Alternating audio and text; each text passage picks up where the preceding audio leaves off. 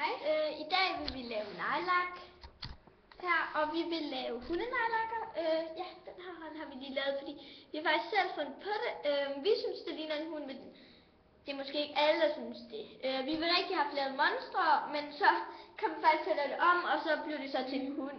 Men ja, vi vil egentlig bare begynde. Og vi har lige snydt lidt. Vi har lagt den der grundfarve, altså vi har valgt den her blå. 10 andre, som koster 10 kroner, og det skal bare på hele neglen. Ja. Det har vi lige snydt og gjort, sådan at det ikke skulle til at tørre. Så tager man en hvid, som skal blive til øjne, så man laver sådan 2 prikker. Ikke en midt på, men sådan lidt ud, sådan, og der skal ikke for meget på. Det skal der heller ikke, når man lægger grundfarve på. Nej. Det hele taget skal der ikke særlig meget på det. Så lægger man sådan 2 prikker. Det er sådan 2 prikker der. Og så tager man den sorte. Her, den er fra Male, så kostede 20 eller 30 kroner, kan jeg ikke huske. Og og det hvide pludselig ikke være tørt, når du prøver det på, faktisk.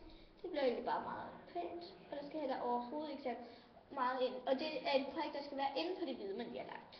Og så laver man en prik sådan ned for neden af neglen, som skal forestille lidt en næse. Kunne du ikke lige se? Nå, se. Sådan er det færdige resultat så. Ja.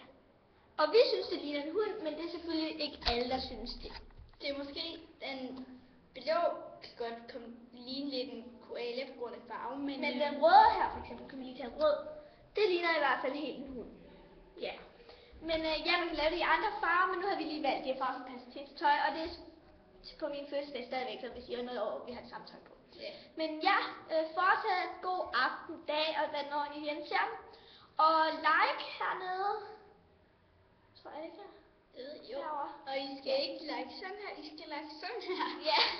Og så må I også gerne kommentere, hvis I ellers synes vi skal lave et eller andet. Og abonner. Ja. Hej, og fortsat en god aften, dag, eller hvornår I ser den. Hej.